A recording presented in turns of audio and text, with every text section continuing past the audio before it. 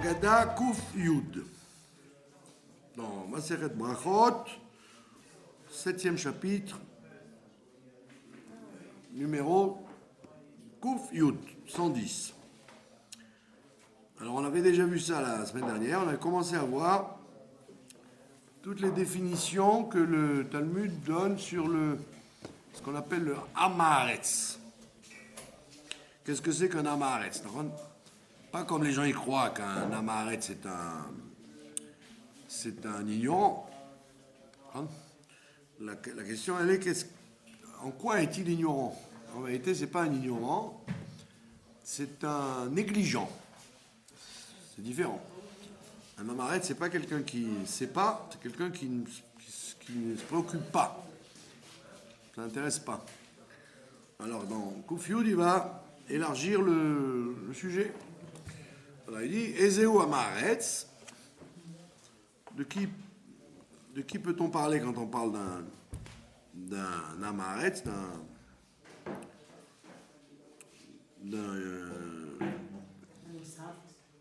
quelqu'un qui est négligent, ouais.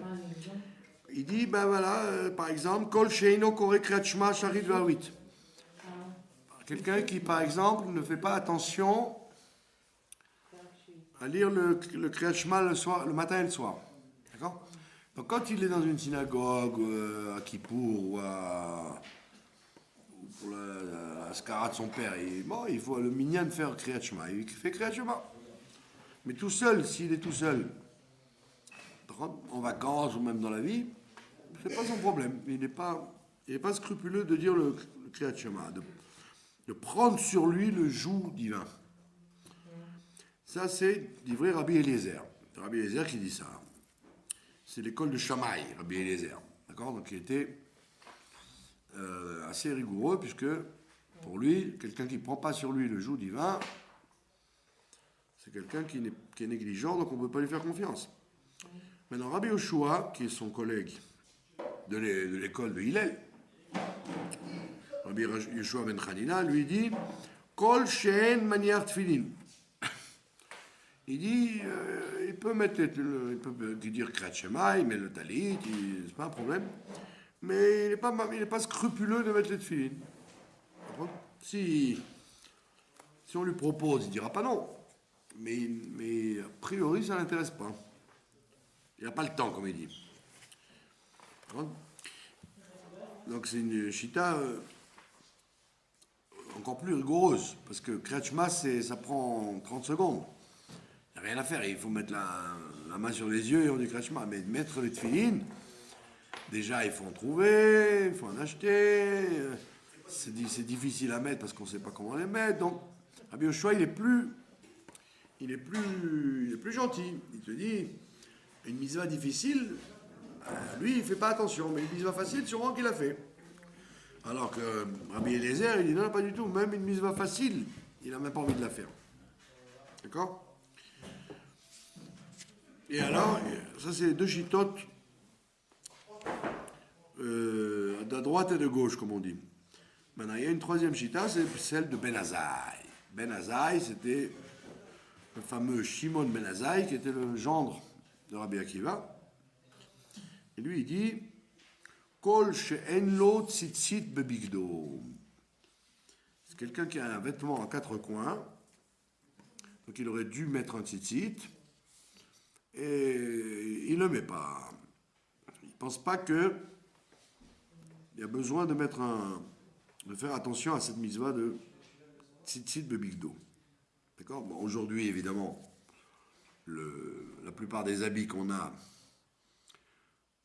la plupart des gens qui mettent des habits, à part les ponchos espagnols, là, qui ont 4 coins, la plupart des habits n'ont pas 4 coins. Donc, théoriquement, personne n'aurait de ce problème d'être considéré comme un Hamaretz, puisqu'il n'y a même pas de mitzvah d'habits à 4 coins. Mais de cette histoire-là, les Chachamim, ils ont déduit que les gens pieux mettent un vêtement à 4 coins, ils font exprès de mettre un vêtement à 4 coins pour mettre des tzitziot dessus. Ce qu'on appelle le talit katan, quoi. D'accord?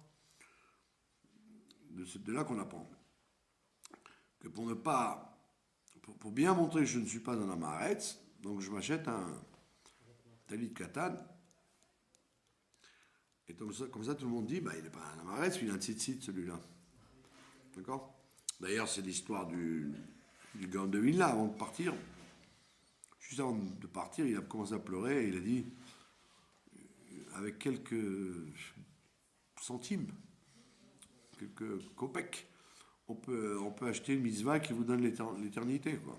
C'est ça la force de ce monde-là, c'est que vous pouvez faire avec quelques sous, vous pouvez faire une chose qui va durer jusqu'à la fin des temps. Et quoi d'autre? Bah, la mitzvah de tzitzit, de katan. D'accord? Donc ça veut dire que c'est bien que ce soit une mitzvah facultative, puisqu'il faut avoir un vêtement à quatre coins pour la faire.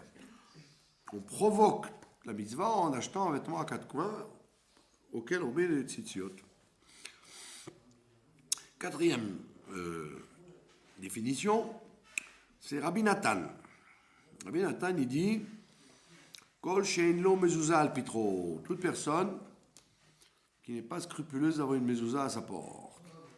D'accord? On ne parle pas des gens qui ne savaient pas que le mezuzah, c'est le parchemin qu'on met dedans.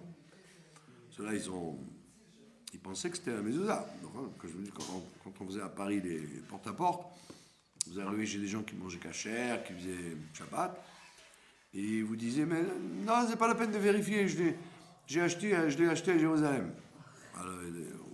Alors on lui disait, mais attendez, le boîtier, c'est le boîtier, mais ce qu'il y a dedans, vous l'avez... Ah, je sais pas s'il y a quelque chose dedans. Ils croyaient que la mezuzah, c'était le boîtier, quoi. Ah, je sais pas s'il y a quelque chose dedans, mais je l'ai acheté à Jérusalem. Alors, quand vous ouvriez, des fois, vous avez des fois du papier journal, des fois des... Dans le meilleur des cas, vous aviez des photocopies du Kriyat Shema.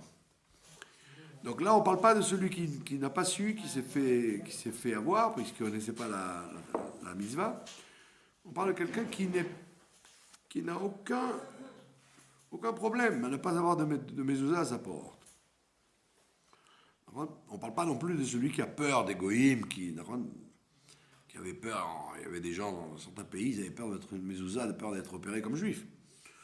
Alors on leur conseillait de la mettre à l'intérieur, au moins. Donc on ne parle pas de tous ces cas-là, on parle de celui qui pertinemment sait que la Torah a demandé de mettre un parchemin à la porte et il ne le fait pas. C'est-à-dire tout ça, vous voyez que ce sont des gens qui font des mitzvot à la carte, ça veut dire. Des mitzvot à la carte. Ils font celles qui veulent, celles qui ne veulent pas, et ben ils ne les font pas. D'accord? Mais non, Rabbi Nathan, il est rigoureux, parce que avoir une mezuzah à sa porte, ça veut dire dire à tout le monde qu'on est juif, quoi. Alors c'est un acte de courage d'avoir une mezuzah à sa porte. Alors que le Kriyat Shema ou les Tfilin, tu peux faire en cachette. Personne ne saura que tu es juif. Mais une mezuzah à la porte, ça voulait dire on est juif. D'accord? D'ailleurs, dans beaucoup de maisons arabes, il y a vous voyez qu'il y a eu des changements, parce que vous voyez sur la porte, vous avez des pierres, certaines couleurs, et puis en plein milieu, il y a une pierre qui n'a rien à voir avec les autres pierres. Ah, vous dites, c'est marrant, pourquoi ils ont changé là? Parce qu'ils ont voulu camoufler que c'était des maisons à Tzfat ou à Hebron, etc., des maisons où il y avait des juifs. Donc ils ont enlevé l'ancienne pierre, ils n'ont pas retrouvé la même, ils en ont mis une autre. Et on voit que c'est parce qu'il y avait c'était des maisons qui appartenaient à des juifs, avec une mezuzah. D'accord? Maintenant, Rabbi Yonatan ben Yosef, donc il y a toute une pléiade de Tanaïm. Rabbi Yonatan ben Yosef, il dit Kol mi sheshlo banim, ça on l'a vu, c'est un cas très très classique. Kol mi sheshlo banim, c'est quelqu'un qui a des enfants. Mais non, Magadlan, les Talmud Torah, il ne les éduque pas au Talmud Torah. Il les laisse pousser, comme il disait à l'époque. Je laisse mes enfants, je les envoie à l'école laïque, et quand ils sont grands, ils choisiront. Quand ils s'en va, ils choisiront. Bah, évidemment, tu lui as fait déjà choisir, puisque tu l'as pris le chemin de la laïcité. Donc c'est très peu probable qu'à 18 ans, il va dire, bon papa, j'ai bien réfléchi, je veux devenir religieux. D'accord. C'est une... D'accord. Ouais, mais ça, parce que c'est le rabbi qui raconte ça, écrit dans le prophète Malachi. Prophète Malachi, d'accord. Avant le passouk très connu qui dit Ine anochi sholeach lachem. D'accord. Je vous envoie, à la fin des temps, je vous envoie Elia Hanavi. Je vous envoie le prophète Élie. D'accord. Et comment il termine? Il dit Ve'eshiv levavot al banim. Il fera retourner le cœur des pères aux enfants. Et Rashi dit, et le Rabbi répète ça pendant des années, là, quand il parle de Ve'eshiv levoves al bonim. Rashi zokt al yedei bonim. Par les enfants. Je ferai revenir le cœur des parents grâce aux enfants. Rashi dit ça. Il annonce la couleur. Et le Rabbi dit c'est maintenant.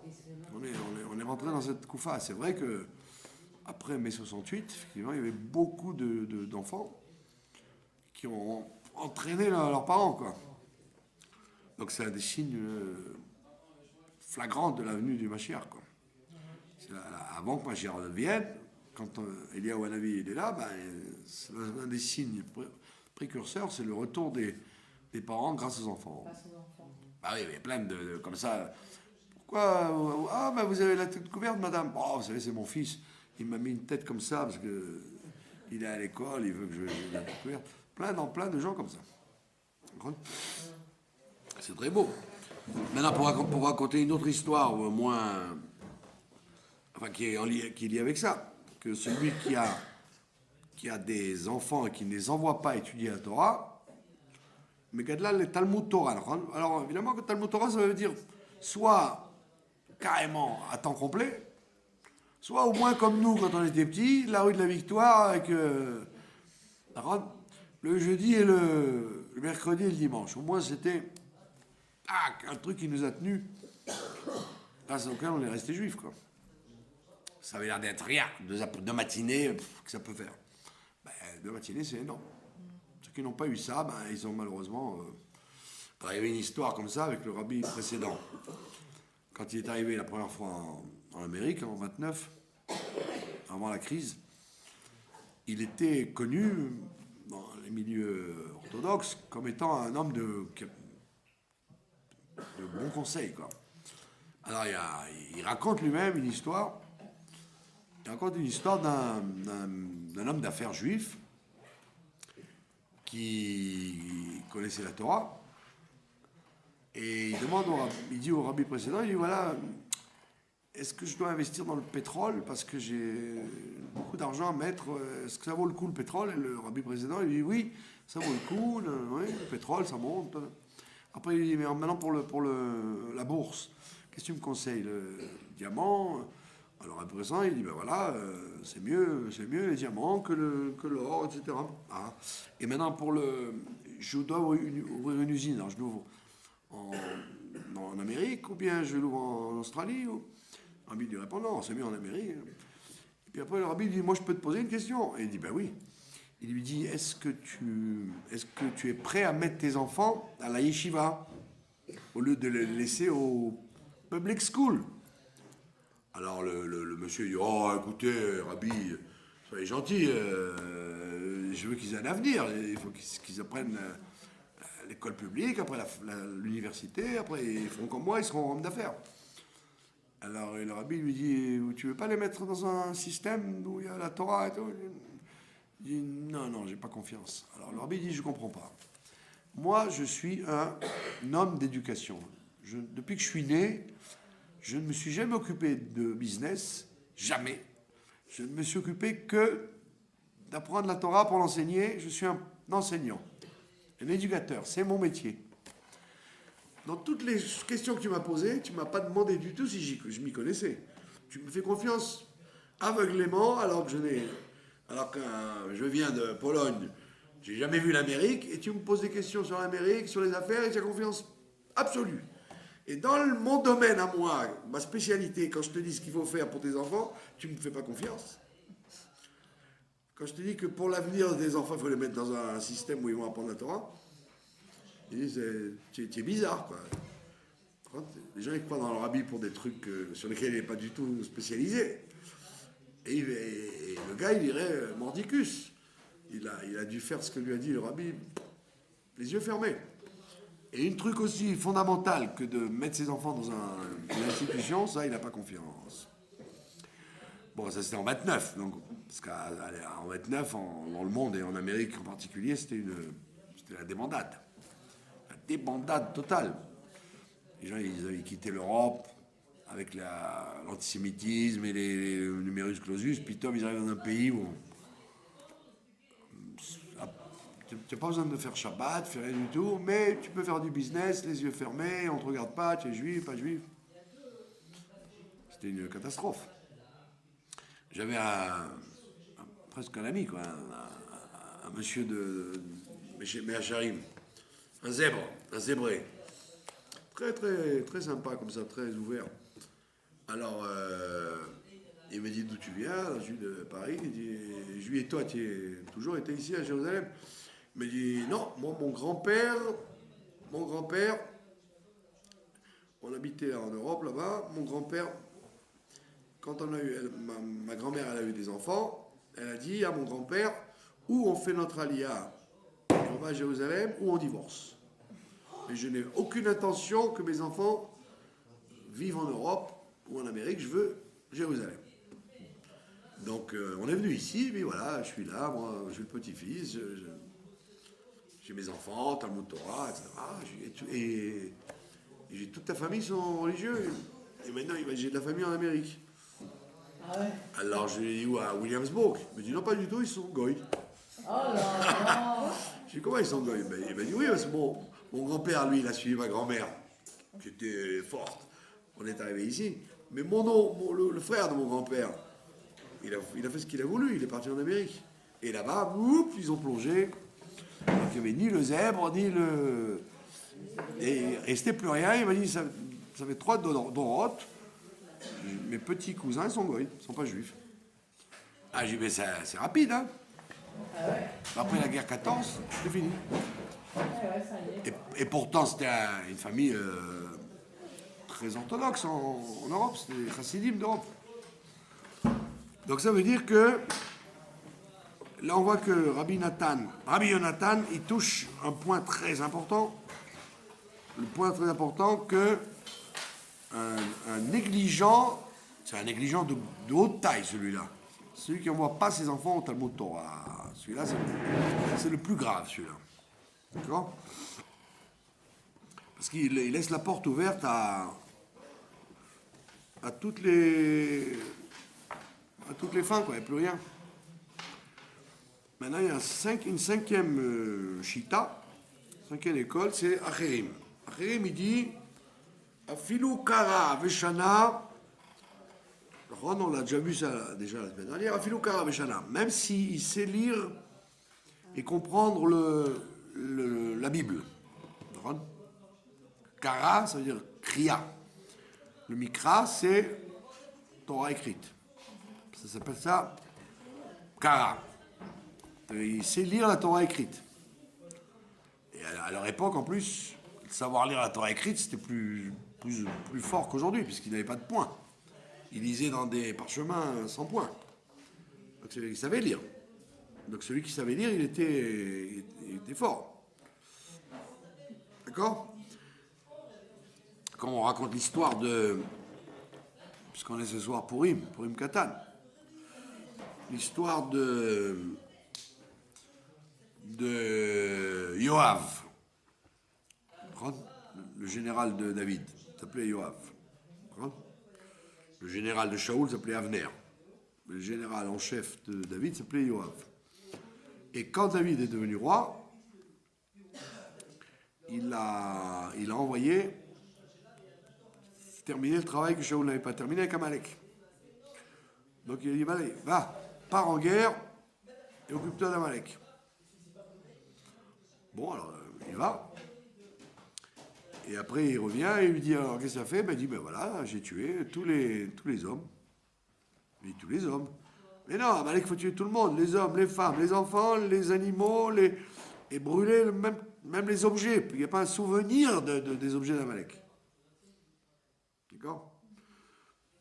À la lumière de ce qu'on voit aujourd'hui avec les Amalécites, qui poignardent et tout, les gens peuvent comprendre maintenant, ça veut dire. On lui fait ce qu'il est capable de faire. Comme lui, il n'a aucune pitié, ni pour les femmes, ni pour les enfants, ni pour les animaux, pour rien. Donc, comme il n'a pitié de rien, tu n'as pitié de rien chez lui non plus. Et donc, sans pitié, tu t'extermines. Ah oui? Ouais. Amalek, c'est comme ça. Tu ne dois pas avoir le moins de pitié. Donc, ce que Shaoul avait fait, il avait eu pitié d'Agag, et Agag, c'était l'ancêtre de Haman. Donc, David va sur le champ de bataille, il voit Yoav, et il dit, voilà, j'ai fait le travail, j'ai tué Amalek. Il dit, mais non, mais tu as tué que les mâles, et les autres. Ah, il a dit, moi, quand j'étais au Talmud Torah, comme je me rappelle, j'étais petit, mon moré, il m'a dit, Timche et Zachar Amalek. Comme le moré, il ne savait pas lire, il n'avait pas su ponctuer. Alors il a dit, efface les mâles d'Amalek, pas le souvenir d'Amalek. Pas Zecher Amalek, mais Zachar. Et de là, la Gemara, elle déduit, elle dit, vous vous rendez compte la gravité de ce que le professeur peut faire. Ça a provoqué, il a provoqué complètement l'erreur totale du général en chef de David. Parce que il était général en chef. Mais David, il savait que c'était un Talmid Chacham et tout, mais il ne pouvait pas deviner. Il n'allait pas lui faire un examen sur tout ce qu'il savait. Lui, pour lui, c'était évident. Zecher Amalek, non, Zachar Amalek. De là, on voit que enseigner la Torah, enseigner Bichlal avec précision, c'est indispensable. Si tu n'enseignes pas avec précision, tu peux arriver à des catastrophes d'éducation. On le voit. À Paris, il y avait, à part le groupe classique de Moulay Asimov, il y avait le groupe de Monsieur Pachter. Et c'était à la rue Duc, dans le 18e, un quartier où il y a plein de juifs avant la guerre. Et le rabbi disait rue Diouk. Rechov Diouk, la rue de la précision. Ça veut dire Diouk. Précis. C'est-à-dire que dans tout ce que tu fais, tu dois faire des choses précises, pas n'importe quoi. On le voit bien aujourd'hui. La blague classique qu'on raconte dans les conférences. Parce qu'il y a des gens qui disent, bon, je fais la misva, ça va, j'ai fait comme ça. J'ai fait à peu près, c'est bien, quoi. J'ai pas mélangé vraiment le lait et la viande. Bon, mais j'ai essayé de faire du massorati, quoi, du traditionnel. Alors le Rav, il lui dit, il y a quelque chose qui va pas tellement. Donnez-moi mon téléphone, votre téléphone, s'il vous plaît. Alors il dit, voilà. Il lui dit 0, 5, 4, 3, 4, 5, 8, 9. Alors bon, j'écris 0, 5, 4, 4, 5, 8, 7, 8. Ça va? Il dit, non, c'est 9, c'est pas 8. Il dit, mais il y a 10 numéros. Un de faux, c'est pas la fin du monde. Il dit, mais non, je comprends pas, vous êtes bouché à un numéro, il faut qu'il soit précis, sinon vous n'arrivez pas Ben, il a dit, c'est la même chose. Si déjà sur un numéro de téléphone, à un numéro près, la bonne femme, elle te répond, le numéro que vous avez n'est pas attribué.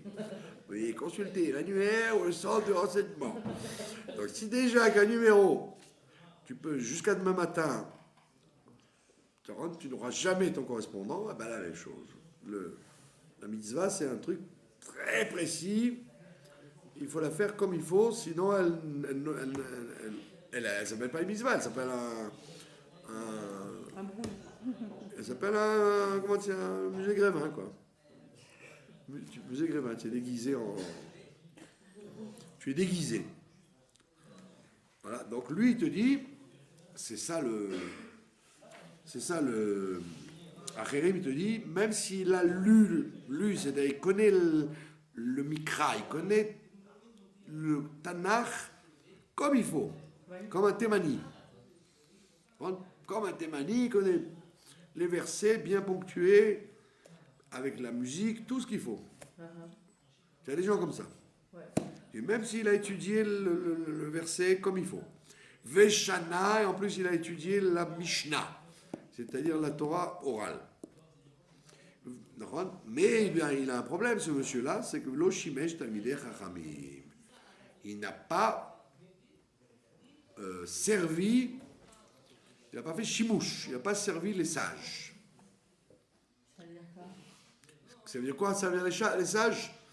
Ça veut dire que tu as tout un ensemble de possibilités dans la halakha. Niveau. Non, possibilité d'halakha. Mais il y a ce qu'on appelle halakha le maasé, concret. Comment on fait concrètement? Tu peux avoir une théorie. Le Shulchan Aruch, les livres te disent la théorie. Mais concrètement, qu'est-ce qu'on fait? Ça, pour ça, il faut avoir un rave à domicile, quoi. Il faut avoir un rave que tu sers. Alors aujourd'hui, évidemment, celui qui n'a pas la possibilité d'avoir un rave qui sert, il y a les livres. Aujourd'hui, tous les livres, ils vous donnent la halakha al maasé, concrètement. Les livres de cacheroute, ils vous disent pas commencer dans la Gemara, ils vous disent dans la cuisine. Qu'est-ce qui se passe si tu as fait cuire du lait, de la viande, du khalavi, du parvé, c'est ce qu'on appelle chimouche. Ça s'appelle faire chimouche. Servir le rave. Et donc à l'époque, il y avait des gens, comme il n'y avait pas de livre, ils faisaient chimouche. Ça veut dire ils allaient chez le rave et ils demandaient l'autorisation de le voir faire, de le voir vivre. Quand ils le voyaient vivre, ben, ils savaient comment on attache ses chaussures, comment on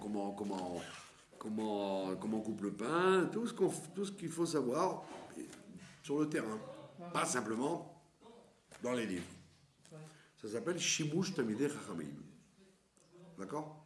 Et ça, c'est Alors on a dit, Shimush, ça veut dire aujourd'hui lire les livres explicatifs qui vous donnent concrètement ce qu'on fait. C'est aujourd'hui, ça s'appelle faire Shimush. Donc il dit, celui qui a étudié avec approfondissement toute la Bible, il a étudié avec approfondissement tout le Talmud et le Shulchan Aruch, Kol HaKavod, bravo. Mais il n'a pas fait Shimush, il peut dire d'énormes bêtises aux gens. Je vous donne un exemple qui a eu lieu, c'est pas un exemple que j'invente. Combien de temps, ça? Pardon? C'est combien de temps? Que non. Je sais Quand vous faites n'importe quoi, vous devez faire chimouche. Vous devez savoir halakha le maasé. Voilà ce que je vous ai dit là. C'est quoi le chimouche? C'est quoi la définition d'un amaretz aujourd'hui? Parce qu'il y a une implication. Un amaretz, c'est quelqu'un pour lequel vous n'avez pas confiance. Donc vous n'avez pas confiance dans sa cacheroute. Si vous invite à manger, si on l'appelle un amaretz, on dit c'est un négligent. Un négligent, alors il va vous dire oui, tu peux manger, t'inquiète pas, c'est bon. Alors, si vous voyez qu'il est négligent dans la plupart des mitzvot, il peut te dire jusqu'à demain matin, comme on dit, jurer sur ses grands dieux que c'est cachère, vous n'avez pas confiance. Vous ne pouvez pas avoir confiance sans lui. Ah oui, Ben oui, il va vous rouler. Puisqu'il s'en fiche. C'est pas son problème du tout le scrupule dans les mitzvot. Donc qu'est-ce qui est important? La définition qu'on a dit, qu'on a donnée là, il fait pas Kriyat Shema, il met pas les tefilines, il n'envoie pas ses enfants à l'école juive. C'est quoi la définition? D'accord? Alors en vérité, dans cette histoire-là, la plupart des décisionnaires, ils disent c'est tout. C'est tout. Tu dois avoir une enquête. Si ce qu'il ne fait pas, il ne le fait pas par ignorance ou il ne le fait pas par négligence. Si c'est par ignorance, il n'a pas conscience de la gravité, alors tu dis, bon, ok, d'accord, je peux lui faire confiance parce qu'il est de bonne foi. Mais si c'est par négligence, il connaît l'importance et ça lui fait pas, ça l'inquiète pas, tu peux pas avoir confiance. Dans plein de choses, tu peux pas avoir confiance. C'est ce qu'on appelle faire chimouche. Alors je vais donner un exemple de chimouche très classique, mais un truc vrai qui a eu lieu. D'accord? Qui a eu lieu. Il y avait un monsieur, que je ne citerai pas parce que c'est pas intéressant, bien qu'il y aurait eu une mitzvah de le citer, parce que c'est un charlatan. Mais je ne dirai pas son nom, c'est pas la peine. Ceux qui le connaissent le découvriront dans le film. Et bien, monsieur, il disait, c'est écrit dans le Shulchan Aruch. Dans le Shulchan Aruch, il y a écrit, si tu as mélangé du lait et de la viande, d'accord? Le Shulchan Aruch, Rabbi Yosef Karo, il te dit, tu prends un goy cuisinier, quoi, un maître, un chef, et tu lui fais goûter. S'il te dit, comme il a peur pour sa réputation, s'il te dit, ah, il y a un goût de lait là-dedans, dans votre rôti là, il y a un arrière-goût de lait, alors tu ne manges pas, puisque le goy a reconnu qu'il y avait du lait. Si le goy te dit, ah non, c'est très, ça va, il n'y a pas de goût, tu manges. Voilà comment dit le Shulchan Aruch. Le Rama, il vient. Ah bon? Vous saviez ça? Non. Parce que vous avez fait chibouche avant de faire le texte. Le Rama, il vient, il dit. Le Rama, il dit. Ok, du temps de la Gemara, on faisait comme ça. On prenait un professionnel, parce qu'il avait honte pour sa réputation. On dit, mais tiens, rigolo, toi. Tu n'as pas remarqué qu'il y a du lait dedans? Donc il faisait attention. Et aujourd'hui, on ne fait plus comme ça. On va d'après Shishim. Il faut qu'il y ait 60 fois plus l'un des deux pour que ce soit permis. Ouais. D'accord? Ouais. Donc ce monsieur en question, il disait, les séfarades, allant d'après Rabbi Yosef Karo, il doit faire comme midi Rabbi Yosef Karo. Que tu donnes un goy et tu fais comme ça. Les Ashkenazim, il doit faire comme le Rama. Alors, quand j'ai entendu ça, j'ai dit ça c'est marrant. J'ai lu beaucoup de poskim de séfarades, le Kafaraïm, le Ben Ishraï, le Chida, le Raovad Yosef, plein de gens qui se sont occupés de la question. Tout le monde dit, d'ailleurs c'est le cas de la cacheroute aujourd'hui, la plupart des cas de cacheroute, tout le monde va d'après Rama. Bien que les Thémanim, par exemple, disent nous on sait, la plupart du temps on est rigoureux. Et le Rama il dit toujours on ne sait pas. Ben, dans la cacheroute, tout le monde fait comme ça parce qu'on a peur. Même les séfarades les plus Yosef Karo qui soient, ils sont ramaïsants. Donc moi j'ai entendu ça, j'ai dit tiens, je ne prétends pas avoir tout lu, tout bu, tout lu, tout vu, tout. Mais il ne me semble pas avoir vu des opinions dire qu'aujourd'hui on fait comme le Shulchan Aruch. Parce que le Shulchan Aruch c'est la conclusion du Talmud. Mais c'est pas forcément halakha le maaseh. Lui il dit voilà moi comment je conclus le Talmud. Et c'est probablement pas, il faisait même pas comme ça lui-même, Rabbi Yosef Karo. Moi il devait faire comme le Rama aussi. Mais il écrit comment ça doit être dans le texte. Et donc, j'avais un professeur de séfarade, un Marocain qui était Dayan au Maroc. Je vous l'ai raconté d'ailleurs, il était l'adjoint du Rav Zolti. Il a monté le réseau de cacheroute à Jérusalem à l'époque. Off, Yerushalayim et toute la cacheroute Méadrine. Et alors, comme c'était mon professeur, je lui dis, Gouad Arav, est-ce que je peux te déranger? Je peux te poser une question? Alors, après le cours, quoi. Alors, je lui dis, oui, voilà, il y a quelqu'un qui dit ça. Alors, il me dit, ah bon? Et il me dit, les Rav, ben, je lui dis, comme ça, il a écrit sur ses livres, hein, et sur ses cassettes. Et il a écrit Rav Agaon, etc. Hein. Alors, il me dit, lui, dis-lui d'urgence qu'il aille apprendre. Dis-lui d'urgence qu'il aille apprendre. C'est très très grave ce qu'il dit. Parce que jamais, jamais personne n'a fait comme ça. Enfin, depuis la Gemara, quoi. La Gemara, tu prenais un chef, tu disais, goûtez-moi ça, il n'y a pas de goût, allez hop, c'est bon, je mange. Mais aujourd'hui, on ne fait plus comme ça. Et donc ce monsieur, carrément, il diffusait à qui voulait l'entendre, et il y avait beaucoup d'élèves. Il a une quantité d'élèves énorme. En plus, c'était un va. D'accord ? Et les gens disaient, mais les gens sont jaloux, parce qu'ils sont jaloux de lui, alors ils le critiquent, mais en réalité, il a raison. Alors, moi, les élèves, je leur disais, je m'excuse, mais je ne mangerai jamais chez vous. Si vous faites des trucs comme ça, on ne peut pas avoir confiance. Bah, Vous écoutez quelqu'un qui n'a pas fait chimouche. Chimouche, ça veut dire je regarde ce qui s'est passé après. Comment on fait concrètement. Vous lisez le Ben Ishraï. Il vous dit à toutes les 3 lignes, nous à Bagdad on fait comme ça, et nous aussi on fait comme ça. Et vous lisez le Rav Chaim Palachi en Turquie, il vous dit à Izmir, dans la grande ville, la capitale de la halakha en Turquie, c'est Izmir, on fait ça, on fait... Donc ça veut dire que chacun te raconte comment c'est concrètement. Ouais. Et le Shulchan Aruch, il vous dit, dans nos régions, il y a toujours écrit comment on fait concrètement. Donc il dit, celui qui a eu beau étudier dans tous les sens, mais qui n'a pas fait chimouche, ça s'appelle un amaretz. Ah, mais il faut qu'ils le disent. Il faut qu'ils disent. Non, tu le vois, c'est pas besoin qu'il le dise, tu le vois qu'il n'a pas fait chimouche. Oui, parce qu'il est resté. Il va te dire, moi je dis comme ça. Oui, non, vous dites comme c'est écrit dans le livre, mais concrètement, vous allez demander à des grands décisionnaires s'il faut faire comme vous dites. Ah, il faut le demander. Mais c'est pas besoin de lui demander.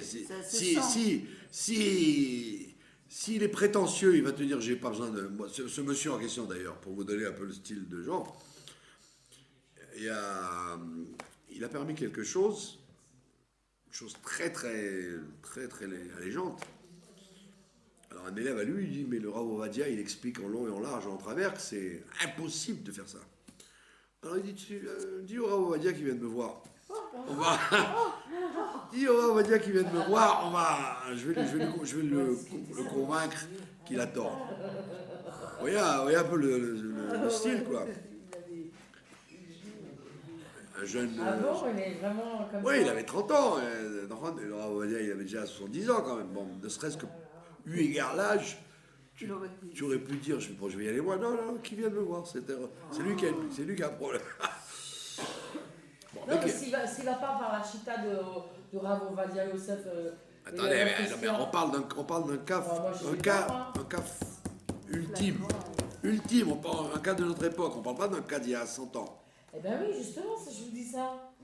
Je vous dis, moi, Oui, par exemple, je ne sais pas la chita de Rav Ovadia Yosef. Oui, mais il connaît toutes les halakhot et comment on fait dans tous les domaines.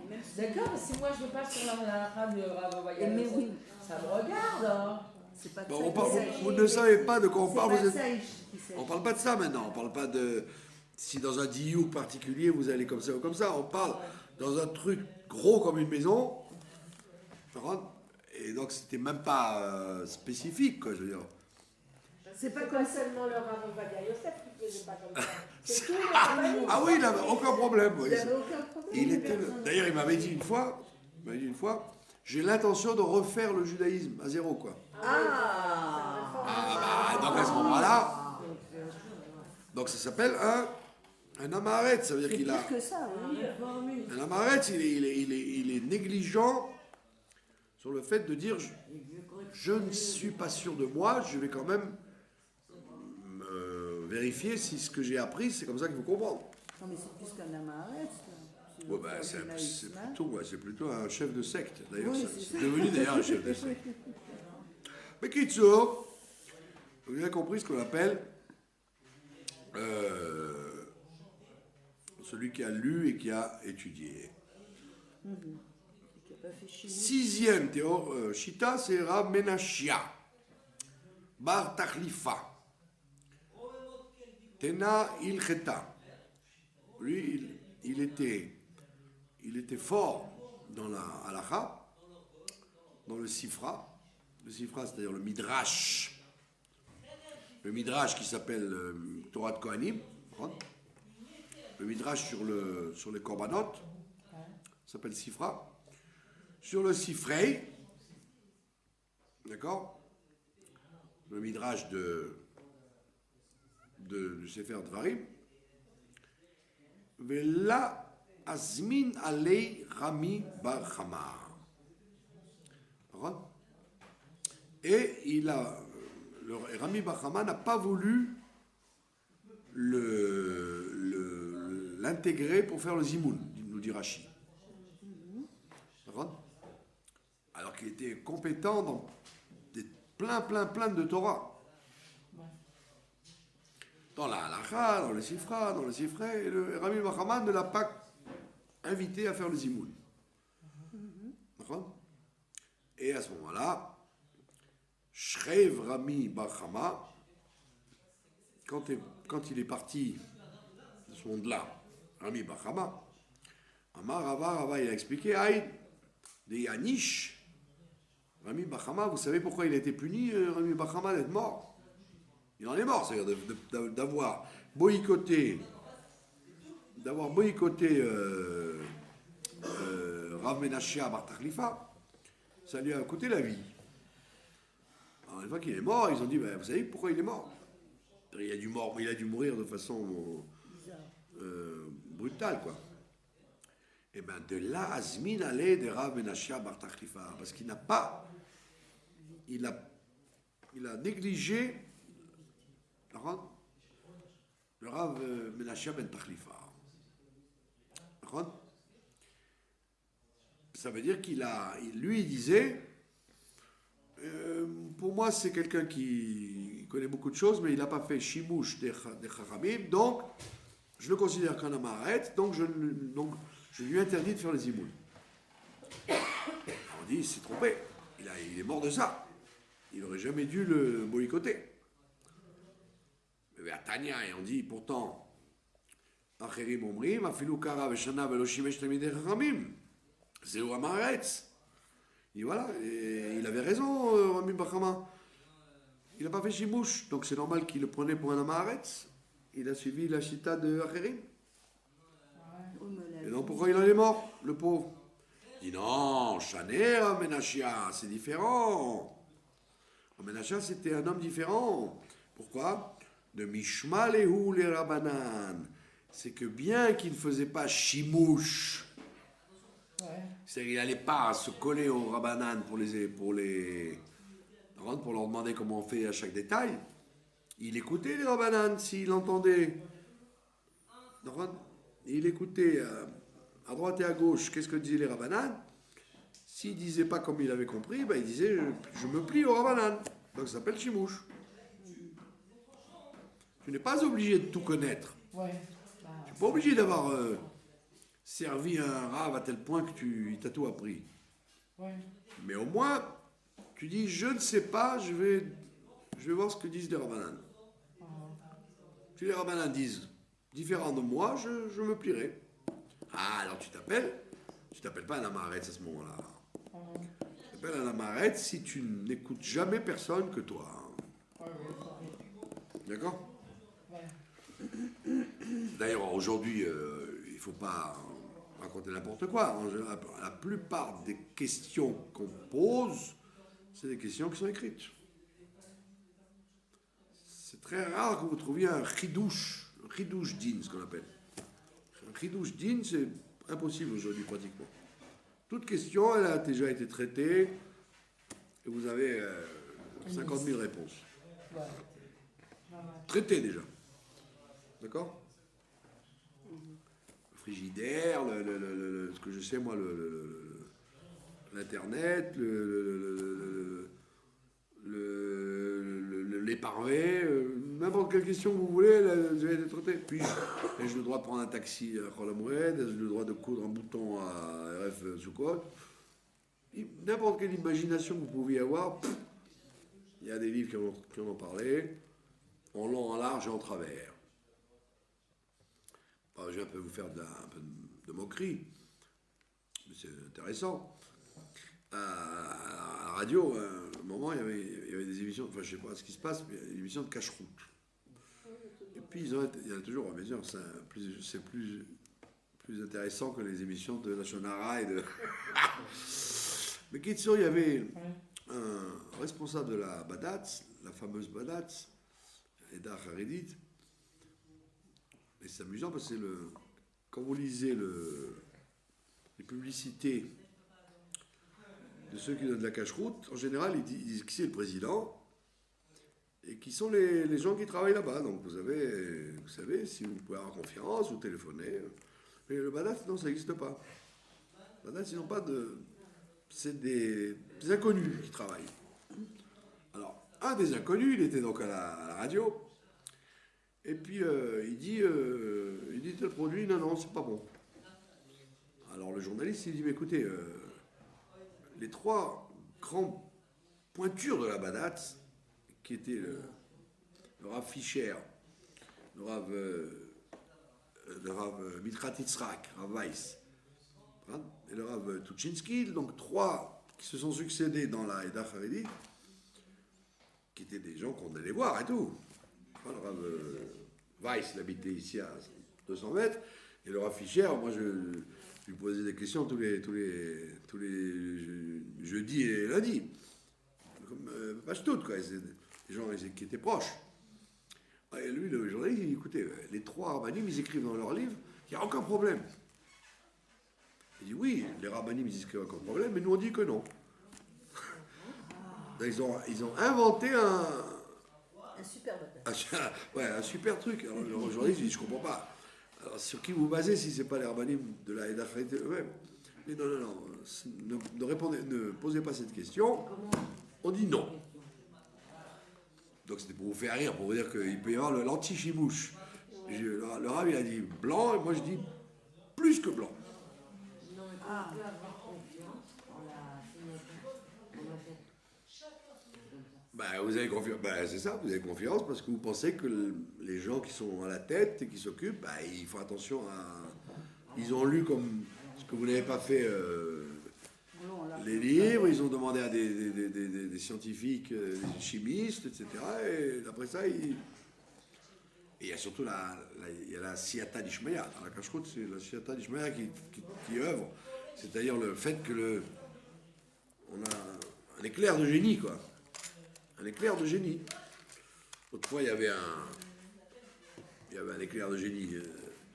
Le Badatz Bet Yosef, ils avaient dévoilé un truc que même la Badatz n'avait pas trouvé, que dans les cuves des bateaux qui amenaient l'huile, il n'y a pas d'huile en Israël. Toute l'huile est fabriquée en Afrique ou en Amérique du Sud. Il n'y a pas ici d'arachide ou de tournesol ou de canola, tout est fait ailleurs. Donc partout, ils amènent des bateaux qui ne font que ça, qui transportent des huiles. Il n'y a pas d'huile. Il y a un peu d'huile d'olive dans les blés d'arabes. On nous sort aussi, il y a un peu d'huile d'olive, bon, mais c'est tout. Mais il n'y a pas des quantités gigantesques d'arachide et de tournesol, etc. Ouais. Donc, le Badatz Ben Yosef, ils avaient découvert un scoop qu'effectivement, quand les bateaux arrivaient dans les ports, il y a un mesureur, vous voyez, comme dans les voitures, un mesureur d'huile. Alors, il plonge une espèce de barre très longue. Et donc, ils savent quel est le niveau, combien il y a d'huile, en fait. Et ils se sont rendus compte que le bâton, il n'arrivait pas jusqu'au bout.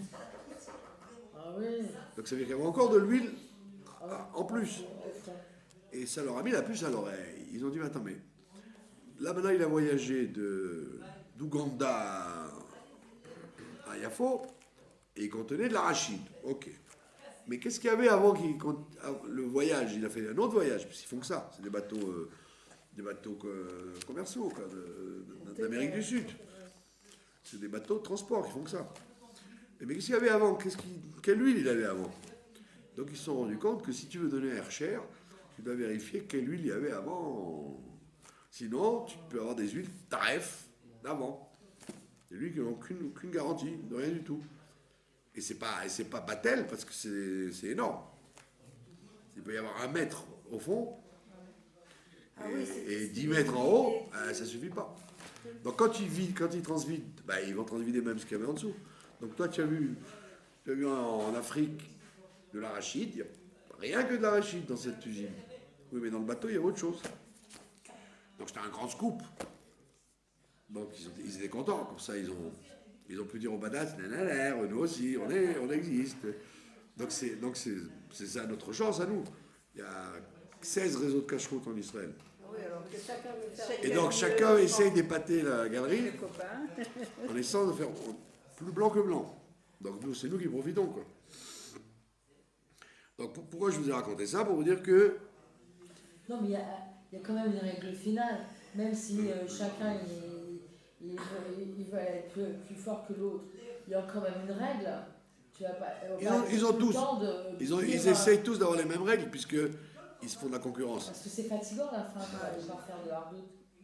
Non, au contraire, c'est bien. Comme ça, vous êtes tranquille. Vous savez que lui et lui et lui et lui et lui se téléphonent entre eux et ils se mettent toujours d'accord entre eux. Parce qu'il y a quelqu'un qui ne va pas rester en arrière. Si on a trouvé un scoop dans un truc de cache-route, tout le monde va en profiter. C'est la concurrence. C'est grâce à ça on est tranquille. Parce qu'ils se disent, si on est mal vu, on va se faire boycotter. C'est bien qu'il Donc fasse- il y a une concurrence positive. Alors voilà, donc le pauvre Rav Menachia Bar Tachlifa, il a été donc boycotté injustement. Puisqu'effectivement, c'est vrai qu'il ne faisait pas chimouche, mais tout ce que les rabbanan disaient, il écoutait. Il écoutait, donc il n'était pas du tout à Maharetz. C'est chimouche, ça, de toute façon. Ça s'appelle chimouche, puisque tu en tiens compte. Tu en tiens compte. Il y a un Rav de New York, il avait dit, si c'était moi, j'aurais interdit la minuterie Shabbat. Ah, j'avais entendu ça une fois.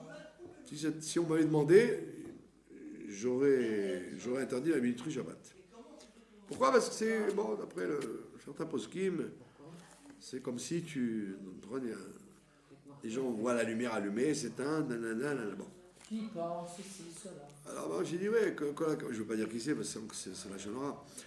On t'a pas demandé, heureusement qu'on t'a pas demandé. Parce qu'aujourd'hui, tout le monde sait très bien, même les plus suspicieux, que si la lumière s'éteint dans la maison de M. Cohen, c'est qu'il y a eu une minuterie. C'est pas que sa femme a dit, tiens, on me regarde pas, tac, j'éteins. Tout le monde sait très bien qu'il y a maintenant des systèmes. Même le coup de la machine à laver, etc. Très souvent, les gens ils savent que même si vous avez une machine à laver qui fonctionne, c'est évident que vous l'avez mise, qu'elle va s'arrêter sans que vous appuyiez, etc., etc. Le monde change, ça veut dire le monde change. Oui, c'est comme les parvets aujourd'hui. Voilà. Il y a plein de décisionnaires qui disent c'est très grave parce qu'on va croire que vous mangez de la viande et du lait, etc. Moi j'étais choqué quand j'étais chez le rabbi. Là. Une fois où j'étais chez le rabbi, il y avait un grand magasin qui s'appelait Frankfurters. Ils vendaient des saucisses et des... Je vois à travers la vitre, il y avait une vitre transparente comme ça. Je vois 50 Lubavitch assis avec des sandwichs à la saucisse avec un verre de lait. Alors moi je venais de Paris, je dis ben, ils sont gonflés ici. Hein. Tout était parfait. Ils sont gonflés ici. Et le mec, ketchup, moutarde. Oh, là, je dis mais qu'est-ce que c'est que ça? Oui, C'est en Amérique, c'est comme bizarre. ça, hein. Alors je demande à mon hôte, je lui dis dis-moi, ils sont normaux ici? Il dit qu'est-ce qu'il y a? Pourquoi qu'est-ce qu'il y a? Ben, je lui dis, tu vois pas à travers la vitre? Il a un sandwich avec des saucisses et à côté un grand verre de lait.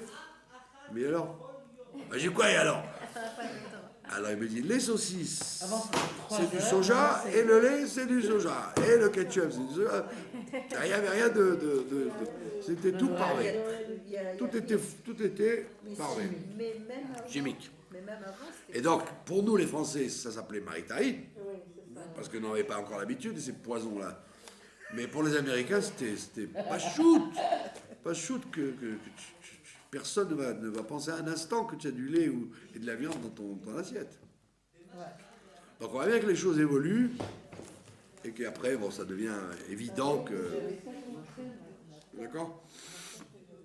Bon, tout ça c'était pour dire que la définition du lama haaretz, elle était très grave chez Acherim, et donc on a jugé à tort le pauvre Rabbi Menachia, Rav Menachia Bar Takhlifa, et Rabbi Bar Hama, ou l'eau, ou de la dak Batre, il n'a pas dak, il n'a pas suivi son parcours.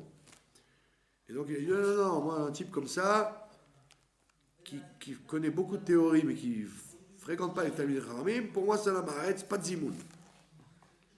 Et il en est mort. C'est-à-dire que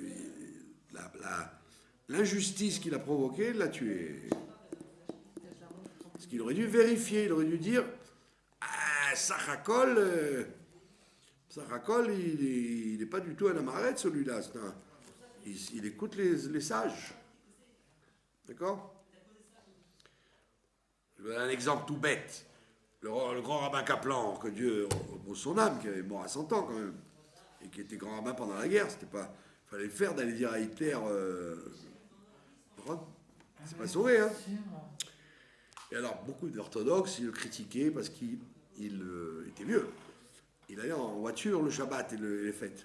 Il disait, c'est encore, hein, le grand rabbin de France, Mais en vérité, même moi je le critiquais parce que j'étais un idiot. J'avais 13 ans, 14 ans, donc on me brûlait la tête chez les orthodoxes. En fait, c'était pas sourd ce qu'il faisait. C'était le chauffeur, c'était un goy, la voiture ne s'arrêtait pas, etc., etc. Il y avait des tas de permissions. Ah bon? Seulement, les gens disaient, ça se fait pas. Mais ils pouvaient pas. Les gens, bon, il y avait beaucoup de sirsouchim entre les. Moi, je me rappelle le grand rabbin Gouvenaï, mais C'est pas un problème. les grands rabbins du consistoire, c'était des Talmidei Chachamim, et les grands rabbins orthodoxes, ils les critiquaient parce qu'ils faisaient des choses qui ne leur plaisaient pas. Mais en réalité, quand on vérifiait la halakha, ben c'était juste, c'était bien, c'était pas. Ah bon? Nous, on a fait la révolution quand j'avais 15 ans, 16 ans. Moi, je l'ai pas faite la révolution, mais à la victoire, pour arrêter l'orgue. D'accord? Quel ordre? Il y avait un orgue. Il y avait la chorale, le choral avec un organiste goy qui jouait de l'orgue normal. Les Khadodis. Pardon?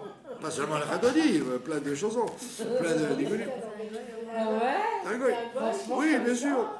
Moi, quand on était jeune avec Ephraïm et avec des jeunes, on montait, quand ça nous ennuyait des fois la choule, donc on montait voir comment c'était là-haut. Et on les voyait quand ils chantaient, etc. En vérité, on est venu faire la révolution en disant ah, tu as suivi. Alors qu'on était, même en Europe, vous lisez des histoires de mariage au temps du Rama ou au temps du Maral de Prague, il y avait des tas de mariages, comme les gens n'avaient pas d'argent.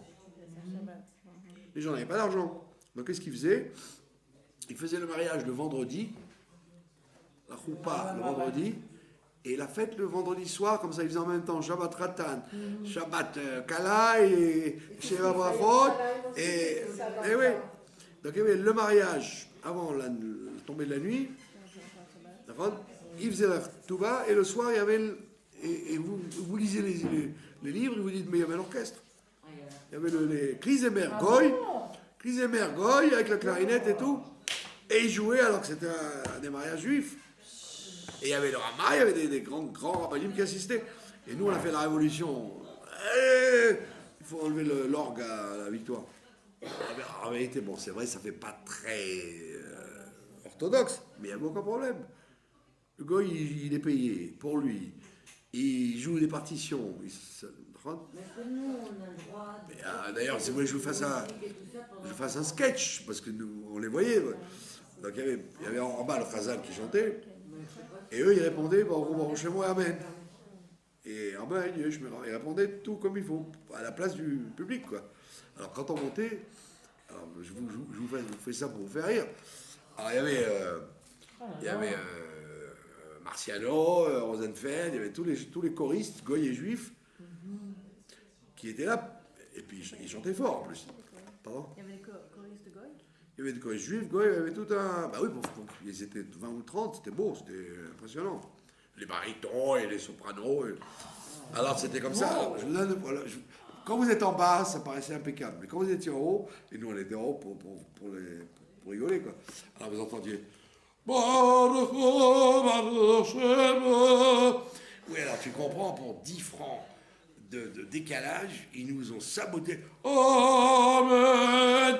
Et alors c'était dégueulasse parce que moi j'attendais ma retraite et puis... Et alors, en fait, on s'est fait arnaquer parce que, voilà, j'ai 10 points en moins. Amen. Alors, quand vous étiez en bas, vous disiez, c'est beau. Hein. Et quand il était en haut... Et ça, il fallait... On était gosses, on montait, ouais. Non, parce que ça soutenait le public à répondre, quoi, en même temps. Ah bah, c'est Donc, l'action, on a fait la révolution pour empêcher les organes. On a été, bon, voilà. Le plus impressionnant, c'était le rabbin Jaïs, qui était vraiment orthodoxe. Donc il avait un drap blanc, et comme il y avait le micro, à l'époque, il y avait le micro qui marchait, il venait faire sa dracha, et il descendait avec son drap blanc comme ça, et au moment de faire la dracha, il jetait le drap blanc sur le micro, ostentatoirement pour dire, vous l'entendrez, ma voix et pas le micro. Il faisait exprès devant tout le monde, devant Rothschild et tout, pour montrer que lui, c'est le Shabbat, on ne met pas de micro. Ah bon? Qu'il descendait, il jetait une grosse serviette blanche pour pas qu'on entende le micro. Mais quand il parlait, il n'y avait pas de micro. Hein. Ah bon, La choule était pleine. La choule était pleine le vendredi soir pour l'écouter par une dracha. Les gens, ils venaient pas tellement pour l'office, ils venaient surtout pour... Il parlait bien. Il parlait bien, ouais, c'était un darshan. Donc, Bekitso, avant de critiquer, avant de parler, vois si les gens ont fait chez Mouche. Et des fois, tu vois qu'effectivement, ils ont fait d'après la halakha, et toi, tu connais rien, et tu as dit, c'est pas bien. C'est pas bien, va voir si tout le monde est d'accord. Peut-être qu'il y a des opinions qui permettent. On pensait que c'était par ignorance, on pensait pas que c'était parce Non, ils connaissaient très bien les choses. Ben oui. Mais vous lisez Zadok Khan, vous lisez tous ces rabbins là, du consistoire, séminaire, ils étaient ils connaissaient très très bien. Ils sont déjà vite dedans. Qu'est-ce que je peux laisser tomber? Ils connaissaient très bien la Chara. Je suis dans le trou là-bas. Et c'est une poussée vers l'orthodoxie, c'est même pas l'orthodoxie, c'est l'extrémisme.